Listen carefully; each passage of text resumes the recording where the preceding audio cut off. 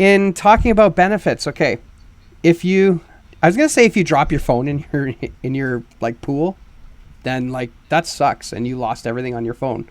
And my original point with that was gonna be like, see, you could drop your Bible in the pool and you'd be good. But the reality is, if you drop your premium Bible in the pool, you might have a few unchristian things come out of your mouth.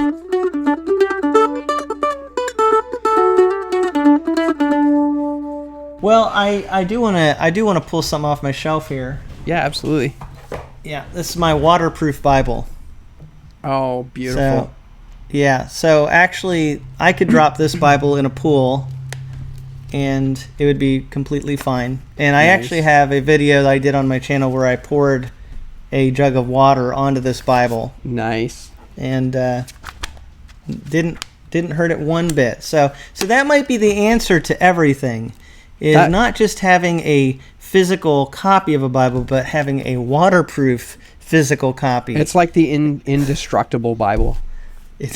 How does it mark up? Can you use highlighters and stuff in it? Because I think the pages are really plasticky, right?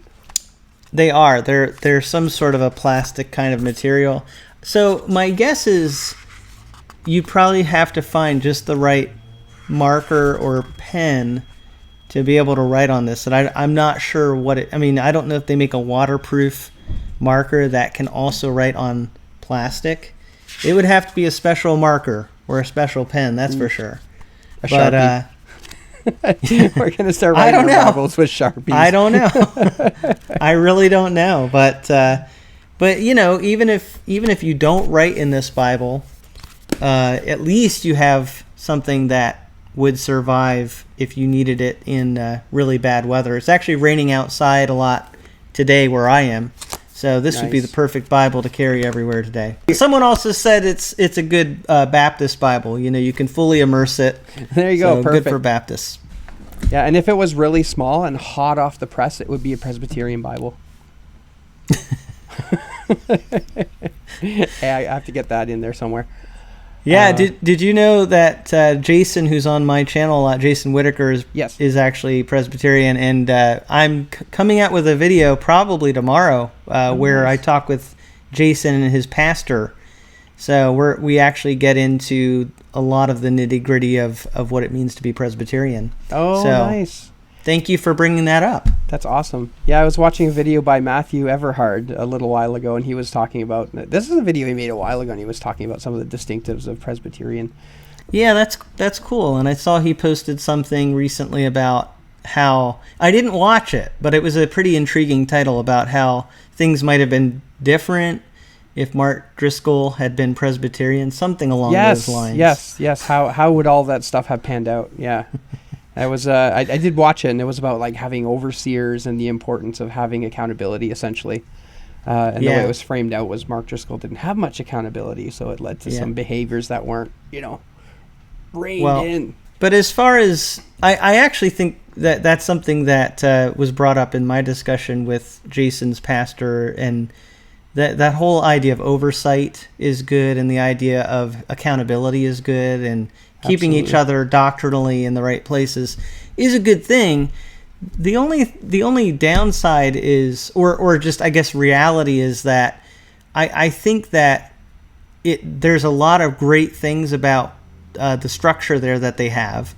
Yeah. But still, there's always the potential for humans to mess up any system, and we see that, even in church history and even in Presbyterian circles where you can have a whole group of people that start to become they start to veer off from biblical beliefs. Right. And maybe a denomination just starts to go more liberal over time.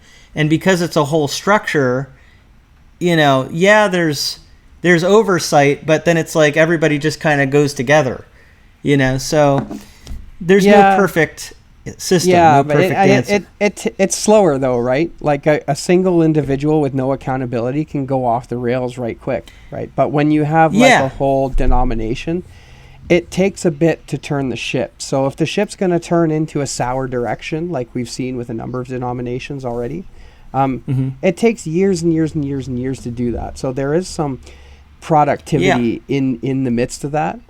before they're Yeah. totally written off as, totally liberalized Christians, right? Yeah, see, it's kind of the both sides of it, because when a denomination goes off, that's a whole lot of people and a whole lot of churches that are affected. Yeah. If one pastor, kind of goes off, even that local church, at least in Baptist circles, could say, this pastor's no longer qualified. He's out of here. That's right. And it doesn't affect an entire, huge group of people necessarily. So, I mean, and I'm a Baptist, so yeah. I'm going to give different. Yeah. I'm going to give different sides to this, obviously, but I do think, there's a lot to learn from Presbyterianism, and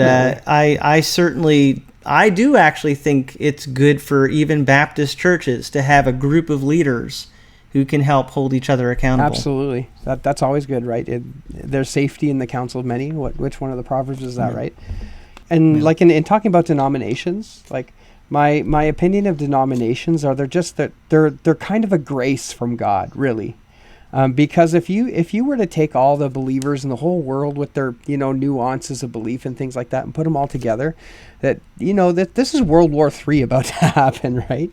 People are people. Just because we're Christians doesn't mean we're not susceptible to some of the stupid attitudes that cause that kind of infighting, like the book of 1 Corinthians, right, was all about, the first little bit was all about the sectarianism and Paul and Apollos and all those sorts of things. When it comes to our modern day denominations, we can be productive because we have a bunch of people surrounding us that have similar beliefs and nuances, and we don't have to fight amongst each other.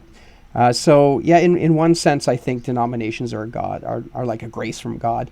But as always, we're Christians first, then we're our chosen denomination. So, I've had a lot of time to think about that. Yeah, and as far as controversy, it seeps into everything as humans, and we see that with Bibles too. And some of the things that we have differences of opinions about with Bibles are really just preferences. They're not the most important thing. That's right. But other things are vitally important, and even with Bibles, we there are some very important issues that we need to think about. Yeah, absolutely. And amongst one of them that's not really all that important for most people is textual criticism, right? You knew I was going there. there. So you're bringing up the real controversy. Yeah. I think like for the most part, it's not going to matter. It's not going to matter to most people whether they're reading an NIV or an NKJV or whatever.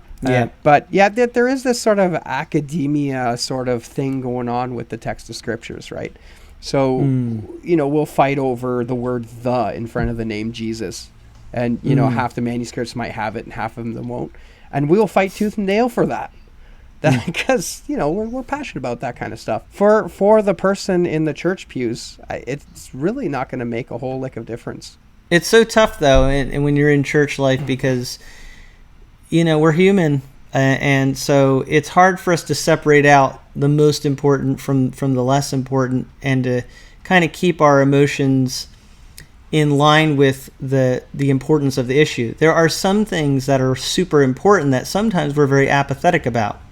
Right. And that's kind of sad that there can be something so important, and sometimes I don't care enough about something I should care a lot about, and then there are other things we can get really bent out of shape about, get really upset about, that when you really think about it, it is not actually the most important thing.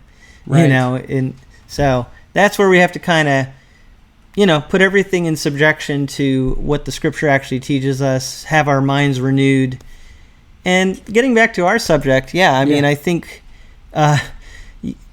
how important are things like this? I think what we're talking about here with physical Bibles and, technology, using Bibles on our phones, there's a lot of preference here.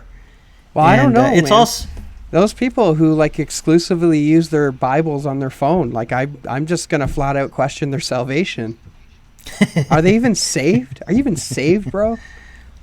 No, I'm glad I didn't tell you. I'm glad I didn't tell you I only use Bibles on my phone. And then you'd have cut me right off. Oh man, unsubscribe from Tim. Well, I don't know if he's a true believer or not. It's all good. You wouldn't have had me on if you thought that was the case. Like, That's you right, knew I that's used right. paper Bibles, so that's why you invited me on. That's right. Yeah, that's no, right. I hear what you're saying. It is kind of silly, and I don't think anybody thinks that, but sometimes they can act that way about things. Yeah, I've yeah. said that before. Like, deep down, you might think, yeah, this person's a brother in Christ, but are you treating them that way? Right. Or are you treating them like they're actually somehow your enemy? And it's like, there's a difference between having an argument with someone in your family and someone who's actually your enemy, right? And That's right. sometimes as Christians we forget that, and it's like, we got to remember who our brothers and sisters are. That's right. Sometimes the distinction is very difficult to see. Yeah. Well, I know what my fights were like with my brother and sister growing up, and some of them weren't. Yeah, very that's nice, true. right? Some of them weren't very nice. That's and that's okay. I mean, that's a good point. I actually don't mind the idea of us having discussion and there even being some friction. Yeah. I think iron sharpens iron can be a Absolutely. great thing, but it's all about your heart of heart. The way you look at your family member is like, I could get super angry at them, but I'm never going to let that cut off my relationship with them. Right. Because they're part of my family. So I have to work things out with them. That's key.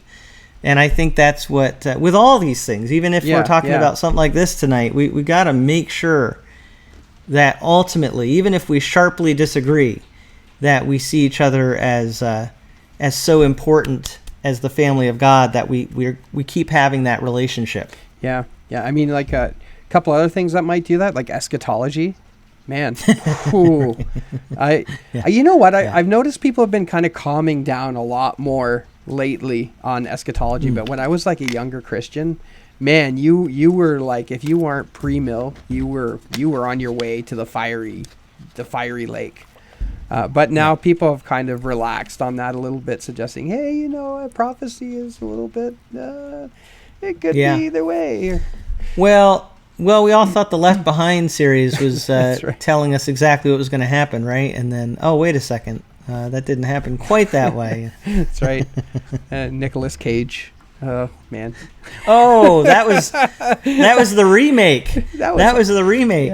Yeah. The original one had Kirk Cameron. Yeah. Part of me wonders, like, if Nicolas Cage was a little bit hard up for cash, and that's why he took the role for that Left Behind movie. It was so awful. And if I remember correctly, I don't know her name, but the actress from Back to the Future, I think, was also in that movie. Oh, okay. They had some big names in that movie. Yeah. That was not a good representation of No. You know what? I Scripture. even had all the Left Behind books, and I read through them all when I was like younger, probably like my 15 or 16 or somewhere around there. I was like enthralled. I thought they were like the greatest thing on earth, and as you mature in your faith, you kind of see that as a kind of like a book version of Hollywood's rendition, right? So yeah, and I mean the books at least were based on like trying to go through the events of Revelation, but the movie that Nicolas Cage was in was a remake. That they had already made some Left Behind movies, and then they remade one, and that one I'm saying is even further removed from Scripture than anything in the original Left Behind books. it was the remake of the biblical story. That's right. And people get upset when we talk about translations of translations, and now we have like remakes of our and speaking of all this like movie stuff, I had someone ask me about that television show that's super popular about Jesus and the disciples. Oh, The Chosen. Okay, The Chosen, and I've never really watched it, but there's controversy about that too. Yeah, I was gonna say we're So boring there you people go. because I think I saw about 10 minutes of the first episode, and we just I don't know, we just never watched it or anything. We're too busy making videos for everybody else to watch. That's what's going on here. I think that the one reason that I don't watch a lot of things like The Chosen is because I want to spend time actually reading about Jesus in the Bible. And that's not to say it's bad to watch things like that, because I think for a lot of people it's a really helpful thing. But for me, I just find it best to spend a lot of time reading the Bible, and maybe it's my personality too, because I am a very analytical person. So I feel like if I watched a show like that, I would probably start picking it apart. Well, that's and just saying, I don't know. I'm not sure I'm not sure the story really would go that way, and that would be my issue. I'm thinking like when we watched a biblical epic a little while. I think it was like the Ten Commandments, Charlton Heston style. Moses looks like Charlton Heston, just so you know. And I'm convinced when we go to heaven that everybody's going to run up to Charlton Heston and say, Moses! That's right. The real Moses is going to be over there like, hey, what's going on? That's right. Yeah, but I mean, you can't help but notice the blaring inaccuracies in these movies when you watch them, right? When you read the Bible in and out all the time, you get to know it. And so when you see a scene in the Ten Commandments at the end where Pharaoh is riding away and escaping from the wrath of God, the Bible doesn't end it like that, right? The Bible has Pharaoh drowning in the sea with everybody else. So why didn't Hollywood do that? Why didn't 1950s Hollywood have Pharaoh drown in the sea? But it's just like that kind of stuff that kind of, I don't want to say it doesn't drive me nuts. I mean, I can look past some of that stuff, but it's just like, that's not what the Bible says. I don't mind if they add a little bit of something, as long as it doesn't contradict Scripture. Right. But I find that people start to think that that's almost equated with Scripture, like they think that's exactly what happened because they saw it in the movie, right? And so that's the only downside with movies, and it's the same like with the Left Behind stuff.